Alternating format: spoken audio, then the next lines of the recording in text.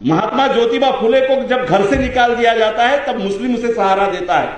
महात्मा ज्योतिबा फुले को चौथी क्लास से बाहर निकाल दिया जाता है धर्म के नाम से, तब मुसलमान गफ्फार मुंशी बेग हाथ पकड़ के कॉटन मिशन स्कूल में महात्मा फुले को दाखिल करवाता है, फीस भरता है, पेटी ले जाकर देता है। तब सावित्रीबाई फुले अपनी कविता लिखती है कि न होते गफ्फार मुंशी और क्या नाम उनका अंग्रेज लिजिट साहब तो ज्योतिबा महात्मा ज्योतिबा झाला नस्ता, ये लिखती है। गोलमेज परिषद से लेकर मिलिंद कॉलेज की स्थापना तक मुसलमानों ने जितना भी हो सके इस देश में बाबा साहब आंबेडकर जी को मदद की है। चौधार तलाव के आंदोलन में जमीन मुसलमानों ने दी, खड़े रहे। मुझे वेठी का आंदोलन याद आता है, डॉक्टर बाबा साहब आंबेडकर का अस्पृश्यता की पहली परिषद थी। जब उतरे वहां से कम 3 कोस 4 कोस टांगे से जाना था। बाबा साहब नीचे उतरते हैं, एक भी टांगे वाला मौजूद नहीं रहता है। ये मैं अपने हर भाषणों में कहता हूं। बाबा साहब साथी को कहते हैं की मी तुला आधी पाठवलेलं होतं, सगळ्यांना बरोबर ठेव, रिक्षेवाला पण नाही, अब टांगेवाला पण नाही, रिक्शे तो थे नहीं, टांगेवाला पण नाही, कुठं गेला? वो कहता है कि साहब सवर्णों ने मीटिंग ली और कहा कि जो बाबा साहब को टांगे में ले जाएगा उसके टांगे तोड़ देंगे, कोई टांगा वाला नहीं है। उतने में एक टांगे वाला आता है और कहता है कि बाबा साहब बैठो, मैं आपको छोड़ दूंगा। बाबा साहब पूछते क्या नाम तेरा? मेरा नाम इस्माइल है। जीवंत उदाहरण है। ऐसे मिलिटेंट मुस्लिम समाज को आइसोलेट करने की आरएसएस की रणनीति को ढंग से समझिए। इस देश में मुसलमान खत्म, इस देश में आदिवासी की ताकत नहीं है आरएसएस के विरोध में खड़े रहने की। हम बहुत गंभीरता से बात कर रहे हैं। इस देश में मुसलमान खत्म, यस्सी में ताकत नहीं है। भाषणों में कर लोगे, प्रैक्टिकल मोड में मुसलमान फाइट कर सकता है, ये वो जानते हैं। और कहां नहीं फाइट किया। जैसे बाबा साहब आंबेडकर जी के प्रदत्त नागरिकता पर बात आई, शाहीन बाग को लेकर मुसलमान खड़ा हो गया। जब जनता दल बना, मुसलमान ने देखा कि ये जनता दल जरूरी है आरएसएस और उसके पिट्ठुओं को हराने के लिए, पूंजीपतियों को हराने के लिए। पूरी ताकत से मुसलमान जनता दल में गया। कौन सा ऐसा मूवमेंट है जब मुसलमान उसके तरफ से खड़ा ना हुआ हो? ये आरएसएस जानता है। इसलिए सबसे पहले हमला आरएसएस मुसलमानों पे करता है। क्यों? कि आपको दबाने के लिए इससे बेहतर कोई दूसरी पिक्चर हो नहीं सकती। तो ये आदिवासियों को भी समझना है। इंस्ट्रूमेंट बना हुआ है आदिवासी। आज तुमड़ाम जी है हमारे मंच पर, बहुत काम है उनका। गोधरा से लेकर जितने भी बड़े बड़े दंगे हैं, सब दंगों में इंस्ट्रूमेंट बना है आरएसएस का आदिवासी। गोधरा में तो मैक्सिमम आदिवासी इंस्ट्रूमेंट बना। यानी आरएसएस की घुसपैठ कहां जा रही है और कहां तक चली गई है। और 2024 में हमें इनको सत्ता में नहीं आने देना है तो क्या करना होगा, इसके लिए ये संगोष्ठी है। मैं चाहता हूं कि दिल्ली से और बाकी जगह से आए हुए लोगों को हम सुने। हमारा उद्देश्य ये है माइनॉरिटी, एससी, एनटी, विजय को साथ में आकर अपने अपने समाज के ब्राह्मणवादी और आरएसएस के विचारधारा पर चलने वाले लोगों को बेनकाब करना है। ये हमारा एजेंडा है। और जब तक हम बेनकाब नहीं करेंगे तब तक पहलू खान मारा जाएगा रास्ते पर, बाकी समाज दहशत में आएगा, लेकिन शाहनवाज दामाद बनकर बैठेगा। ऊना में दलितों की चमड़ी निकाली जाएगी, दलित दहशत में आएगा, लेकिन मलाई खाते हुए रामदास आठवले बैठे। इस तरह से वो प्राइवेटाइजेशन को आगे बढ़ा रहे हैं। जिस तरह कंपनी राज को लाकर कॉन्स्टिट्यूशनल इंस्टीट्यूशंस को खत्म कर दिया, एक तरह से अलग पुलिस राज लेकर आया है। कंपनी को यह पावर दे दिया है कि वो अपना कोर्ट, अपनी पुलिस स्टैब्लिश करे। ये सारा हो गया है। रेलवे स्टेशन से लेकर सारे प्राइवेट हो चुके हैं। इस रिव्यू में कहा गया है कि इसी स्पीड से ये बढ़ते रहेंगे तो 2023 के अंत तक ये 80% अंडरटेकिंग गवर्नमेंट कंपनियों को बेच चुके होंगे। आरक्षण तो अपने आप खत्म हो जाना है। 10% सवर्णों का आरक्षण दिया, आरक्षण खत्म हो रहा है, लेकिन सवर्णों को आरक्षण दिया। इनकी थ्योरी हम समझे कि इनको सिर्फ 35% लोगों को कॉन्सेंट्रेट करना है। संडास यूं ही नहीं बनाए जाते। खाने के लिए कुछ नहीं देंगे, शिक्षा के लिए कुछ नहीं देंगे, पेट में हो या ना हो, लैट्रिन को कैसा जाएगा ये नहीं सोचेंगे, लेकिन संडास देकर 5% वोट कंफर्म कर लिया। जरा गंभीरता से सोचना, बहुत सस्ता सौदा था। संडास बांधने के लिए 8-10 हजार रुपए लगते हैं। भाजपा से जुड़े हुए कॉन्ट्रैक्टर को दिया, एक संडास लाखों रुपए का बचा, लेकिन जिसको संडास मिला उसने ठप्पा मारा।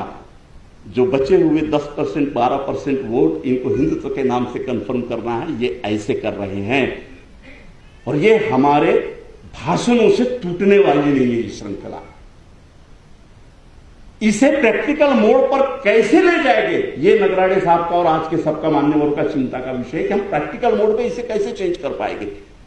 दूसरी बात, बस 2 मिनट, दूसरी बात कि सबसे बड़ी बात यह है कि आरएसएस ने 1988 के बाद में और एक फ्रंट खोला है, वो है शुद्ध मुस्लिम विरोध।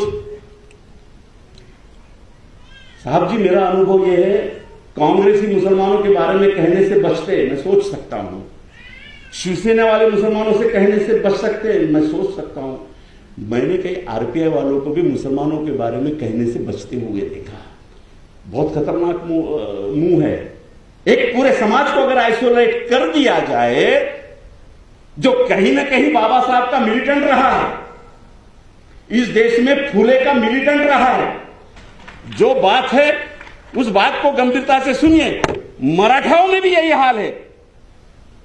यानी हम चौहान करके खासदार है, शिवसेना के नाम लेने में कोई हरकत नहीं, क्योंकि अपनी कोई एजुकेशन सोसाइटी नहीं है, इसलिए ईडी नहीं बैठ सकती अपने में, अपनी कोई कंपनी नहीं है तो 38 किताबें है, या तो पढ़ेगा या तो नहीं पढ़ेगा।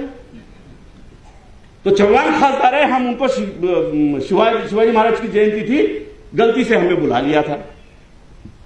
उनसे चर्चा के वक्त में मैंने बात छोड़ी, सर ये आप तो शिवाजी महाराज के बारे में इतना कुछ बोल रहे हैं, और जब मैंने 15 मिनट बताया तो बोले ये तो हमें मालूम ही नहीं था। काय माहिती नव्हतं माहितीये का, अफजल खानाचा बॉडीगार्ड ब्राह्मण होता हे त्यांना माहिती नाही, ये उन्हें पता नहीं। उन्हें यह भी पता नहीं कि जिस अफजल खान की अतड़ियां निकाली वो जो वाघनगे है वो जमान नाम के मुसलमान ने भेजा था, ये भी नहीं मालूम। और ये भी नहीं मालूम कि बखरखार सदाशिव लिखते हैं कि शिवाजी महाराज का दी एंड हो गया था, सिद्धी जोहर की लड़ाई में शिवाजी महाराज गिर गए थे, वाचण्याची सुतराम शक्यता नव्हती, अशा वेळेस आपल्या छातीचा कोट करून आणि आपल्या 3 पोरांची कुर्बानी देऊन मुस्लिम सरदार सिद्धी वाहवानं शिवाजी महाराजांना वाचवलं आणि आपल्या घोड्यासह रायगडावर नेऊन पोहोचवलं, म्हणून स्वराज्य स्थापन झालं। अगर मुसलमान लिखता तो हम बोल सकते थे कि साला मुसलमान ही लिखाऊंगा, मुसलमान की तरफ से गलती से वो चुटकी वाला था लिखने वाला है, म्हणजे ते प्रामाणिक है। उनसे पूछा मैंने, सर फिर आप ये हिंदुत्व की तरफ से, सिंपल बोले, देखो चैलेंज 2014 का प्रार्थना साहब, सिंपल बात बोले, कौन सी, अरे इधर का हिंदुत्व रहने दो, उधर का रहने दो, नदी के इस पार का रहने दो, नदी के उस पार का रहने दो, हम चुनकर कहां से आते वो हमारा है। What a simple logic. क्या चैलेंज है हमारे पास में, कोई विचारधारा नहीं है इनके पास में। जब खेल सारा केवल चुनकर आने का है तो सारे पॉलिटिकल लीडरों का एजेंडा भी एक है, और हम इस एजेंडा के सबसे ज्यादा पीड़ित शोषित समाज है। उपाय है हम सब इकट्ठा है, समाजवाद पे चलने वाले लोग, पार्टी पर नहीं, मैं बार बार बता रहा हूं, गलत फहमी न हो जाए। काही लोकांचं चुकलं, मला फोन आले, म्हणजे ही पार्टी समाजवाद्याकडून ठेवण्यात आली आहे का म्हणे। अरे मैं बोला समाजवादी से, यानी समाजवादी मुलायम सिंह यादव जी के पार्टी से नहीं बोल रहे बाप हम। आओ संगोष्ठी में सुनो बाबा साहब का समाजवाद कैसा है। गोलवलकर जी की बात निकली, 3 शत्रु है गोलवलकर जी के, बस मैं यह खत्म कर रहा हूं, और उसी दिशा में जा रहा है। घोषणा की है वी एंड अवर नेशन में 3 दुश्मन है हमारे। नंबर 1 मुसलमान, खत्म हो गया, अभी खत्म यानी जिंदा है, पॉलिटिकली खत्म हो गया। नंबर 2 क्रिश्चियन, कोई इंफ्लुएंस नहीं है। तब था जब गोलवलकर ने लिखे थे, तब था, क्योंकि गोलवलकर की पूरी पीढ़ी ही क्रिश्चियन मशिनरी में पड़ी हुई है। जे आज ख्रिश्चनांवर हल्ले करतात त्या नालायकांना लाज वाटायला पाहिजे। तुमचे सगळे बॅरिस्टर गुरुकुलमध्ये नाही शिकलेत, हे सगळे गोखलेंपासून सगळे बॅरिस्टर ख्रिश्चनांच्या शाळेत शिकलेत रे, तिथून झाले थे। आणि आज तुम्ही त्या ख्रिश्चनांवर हल्ला करता, मुसलमानांवर हल्ला करता, मदरशांना म्हणता कि ये आतंकवाद के अड्डे। अरे तुम्हारा महात्मा गांधी से लेकर राजा राम मोहन राय, किस किस के नाम लू, मुंशी प्रेमचंद, सरदार वल्लभ भाई पटेल, ये सब मदरसे की पैदाइश है।